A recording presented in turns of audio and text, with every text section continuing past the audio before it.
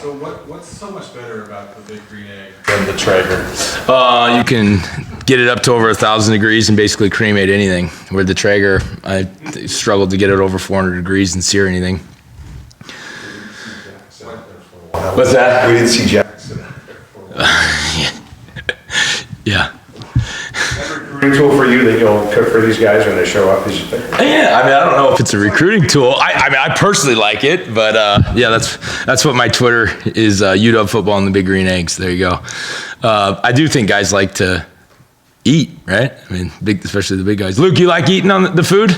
Yeah. There you go, right there, winner, winner. Is everything good with Jackson? He was out there today? Yeah, he's fine. He's fine. We're just being careful with him. Yep. Not worried at all. With Troy getting those kind of reps, how have you seen him growing, and just what has his development been like? Troy's had a really good spring. He was definitely one of the bright spots with some of those younger guys. And those reps are invaluable. I mean, they're awesome for a guy like that. And I like to, not only going with a different group, but really playing against. Sometimes, we get ones versus ones, and so he's going against a little bit different competition. I mean, the defense does a good job of cycling all their guys through, so our guys play against everybody. But just being out there is just different, and games are different. So I think those are awesome reps for anybody. What have you seen just from MJ Ale? It seems like he maybe is a little bit trimmer than he was in the spring, but just how have you seen him continuing to develop? He's in good shape right now. They did he's always actually, for as big as he is and his weight, you'd probably think he's maybe a sloppier body, but that guy's got to be one of the best put together 365-pound guys on planet Earth. I mean, he's pretty rock solid, to be honest with you. But I think he's in good, maybe in better cardio shape. But not that he wasn't in good shape before, last year. But I think he's taking the next step there. Just with the group, I guess at large, how much of a blessing is it to be able to bring back 5 guys and to have them understand each other, both, with communication, but also sort of with the unspoken stuff when you've played together? Yeah, you'd be crazy not to think that's a big deal. It's great, and. You guys are working hard. We only played really 4 games last year, and so there were still some things that we're working through, to be quite honest. But yeah, I think anybody would be lying if they said they weren't excited about having 5 guys back, and really the whole group back. I mean, I don't think we didn't lose one guy. I don't think. Right, Luke? You decided to come back, so yeah, we got everybody back. So the whole group plus some Owen Prentice and R.J. Wersch. Yeah, it's awesome. It's almost like Groundhog Day in a way. It's like nothing happened from last season to now. I know continuity is important on the offensive line, but you're so deep there, and you've got guys who could be starting elsewhere. Is it hard to keep that chemistry and continuity and still rotate guys in? We have to do it. We have to, because at some point someone can get hurt. Yeah, and you got to be ready to plug somebody in, and so these guys get along really, really well. I would certainly, I feel like they're the tightest group on our team, and they're even tighter than they were last year. And I think the neat thing is that they're more happy for someone else's success than they are for themselves. And so when those opportunities present themselves for a guy like Troy to get some reps today, I mean, I think everybody's just happy and supportive, and. It's all about the 5 guys playing together, not an individual. Do you have a 6-man off the bench that you can plug in anywhere, or is it depending on position? It probably depends on position right now. I mean, there's some good options. There is. Go ahead. With MJ Ale, you have the 5 starters back, and he was like the one guy that somehow didn't get some kind of honorable mention or something like that, and it looked like he got pushed a little bit in spring for his position. And I've seen a video of him absolutely demoralizing, destroying an Oregon State football player. Is that what you want to see out of him, as a real dominant Anthony Munoz type player? Yeah, I mean, I think we want that for all our guys. I mean, they're big and strong, and we certainly want to be as physical as we possibly can, and absolutely want to dominate the line of scrimmage. I mean, that's the standard. And then you look at a guy like him, and you're like, hey, it makes sense, right? You're 365 pounds, you're strong, and you're athletic for your size, and yeah, that's kind of the standard there that we want. push to be great, I guess. Yeah, absolutely. We're pushing all the guys. I mean, every single one of those guys. If we rest on what we did last year, I think all of those guys, if you interviewed every one of them, they'd say we weren't good enough last year. And that's just got to be the mindset. You're always trying to improve. As soon as you start feeling comfortable, someone's going to take your job. You're going to get hurt, and we're going to keep pushing every one of them. Are things easier now with second year down in the system? Second year with the quarterback, I mean, last year you had the new offense, you had a new quarterback, and blah, blah, blah. How much are things smoother now than they were maybe a year ago at this time? Night and day difference. I mean, we got so much more in right now in practice 4 than we did last year at practice 4. And we did have, if I remember, we even had a spring ball and some like OTA type things. And I mean, it's not even close. I mean, how fast we've been able to. How much of the playbook would you say you had access to a year ago versus what you can do now?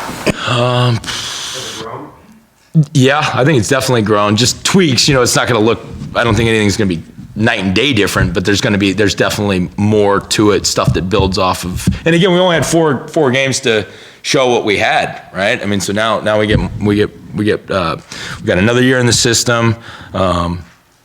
Yeah, there's definitely more there. There's definitely more there, and the guys are more comfortable and they can get to it quicker. And yeah, it's a huge advantage, right? No different than having 5 guys back. It's a huge advantage being able to have another year in the system. Vic Kern missed, a lot of the spring, but obviously he's back out there. And just how has he come back, and what's kind of the next step in his evolution? Yeah, he's back healthy. It was a bummer that he's still a young guy. I think he'd only had 1 spring ball up to that point. And so to missing a decent amount of the spring last year with that ankle sprain, for Vic, so he's back healthy, and it's consistency, and it's in just overall improvement, right? Figuring things out and doing it consistently, and playing more physical, using his hands better in pass protection, and kind of just a little bit of everything. But overall, I'd say consistency is the biggest thing we're looking for, really, for all the guys. What's the leadership like in that group? Any one person come out? But I'm sure if you have 5 guys come back, they're all leaders and helping each other. But anybody kind of? Yeah, we have 2 guys: Jackson Kirkland, Luke Wattenberg. Not even close. Yeah, those guys have taken the reins there. They've done it all. All summer long. These guys, I go and I get to go on vacation with my family, and I check in with those guys, and it's all good. It's all good. So we're very lucky with those 2 guys to have Luke and to have Jackson that really are the leaders of our group and our team, for that matter. How do they differ? Sorry, how do they differ in their leadership? I'd say Jackson. You guys are going to talk to Luke here in a second. Jackson's more vocal. Luke's more, maybe a little bit more behind closed doors, maybe more one-on-one things. They play really well together. They play off each other really well, and we're really lucky to have both those guys. What does it mean to be a leader? I mean, what does that look like? I think the biggest thing is accountability, right? Holding the guys accountable in the off season, with whether it's the training, whether it's the eating, whether it's making the right decisions off the field, holding the standard, leading by example. If I was a young guy here, it's not even close. I'd be latched on. I'd be in Luke Wattenberg or Jackson Kirkland's hip pocket right now every step of the way, because I want to learn from those guys, because they just do everything right from the morning, the second they get up in the morning till they go to bed at night. They are on it. They're really good. Spring ball, and just taking a look at the first 2 practices, the first week, who are some of the younger guys that have really, caught on and really made big strides? Yeah, I thought Mateo had a really good spring, and Troy. I think all of them had a good spring. Nate Kalepo's been really coming along, been really consistent. Troy. Honestly, they've all done a really good job. Roger certainly, he learns every day, and you can see he's wired right in the head. He plays the game the right way. Really, I really felt like all of them took the next step in the spring and have continued to, and we've picked up where we left off, and now we're moving even farther in our journey. Scott, from your perspective as the offensive line coach, what are you seeing on the opposite side of the ball?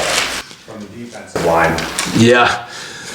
So the D lines, I really felt like they had a really good spring, especially the interior guys. I really felt like those guys started to come on. Jacob Bandez, Fatui, Thule, Taki, those guys have been staples in there for a while. But we see a lot from them. We see multiple fronts. We see multiple blitzes.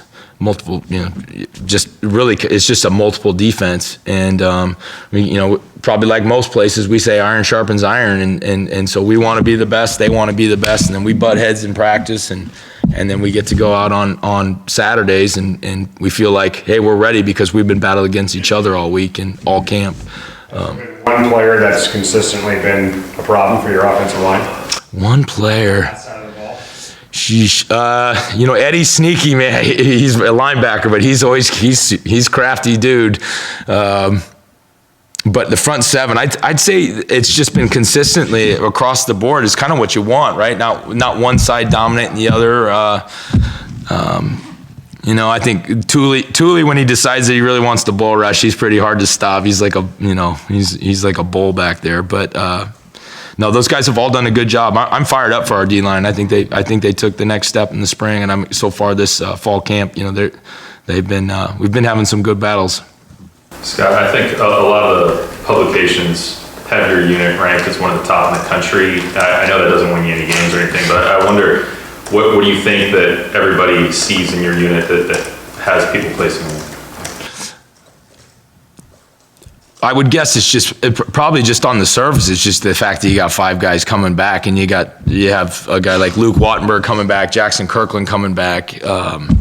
Luke's going to be a 5th-year starter now with COVID, if you count last year, and then Jackson, he's kind of the I guess you read stuff. He's projected as a pretty high draft pick, but I think if you ask those guys, they know that it's not going to win you any games, and the bullseye is even bigger on you. And so you got to work that much harder, to uphold this standard.